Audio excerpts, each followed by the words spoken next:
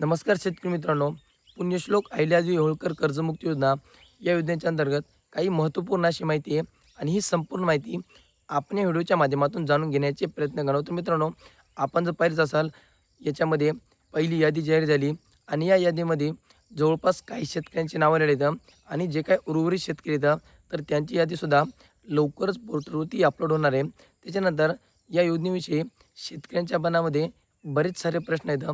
तर ते प्रश्न म्हणजे कोणते, की माझी ई-के-वाय-सी करू का नको? त्याच्यानंतर याच्यामध्ये हे पैसे कर्ज खात्यामध्ये कधी जमा होणार आहेत? त्याच्यानंतर विविध जे काही प्रश्न आहेत, काही शेतकऱ्यांच्या यादीमध्ये रक्कम कमी दाखवते आणि ज्यावेळेस पोर्टलवर तुम्ही के-वाय-सी करत असता, तर के-वाय-सी करताना त्यावेळेस मात्र तुमची रक्कम ही जास्त दाखवते. तर याची कारणं काय?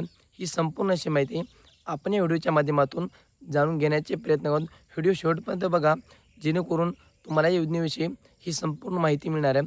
तर मित्रांनो, सर्वात महत्त्वाचं म्हणजे शेतकऱ्यांना महत्त्वाचा प्रश्न पडला आहे, तो म्हणजे ज्यावेळेस यादी प्रकाशित झाली आणि ज्यावेळेस शेतकऱ्यांनी त्या यादीमध्ये नाव पाहिलं, तर त्याच्यामध्ये जी रक्कम दाखवत होतं आणि ज्यावेळेस शेतकरी ऑनलाईन सी-एस-सी सेंटरवरती के-वाय-सी करायला गेला, तर त्या ठिकाणी दाखवलेली रक्कम या दोन्ही रकमेमध्ये मोठ्या प्रमाणामध्ये तफावत निर्माण होत आहे.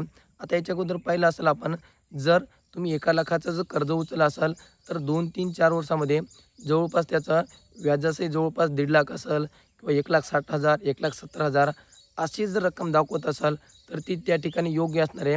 त्याच्यामुळं शेतकऱ्यांना आधी बघायचं की आपण किती कर्ज काढलेले आणि ते कर्ज काढल्याच्यानंतर त्याचे जे काही समोरील रक्कम आहे, जर तुम्ही 1,00,000 काढली असाल, तर तुमचं 1,70,000, 1,80,000 एवढी रक्कम त्या ठिकाणी दाखवणं अपेक्षित आहे.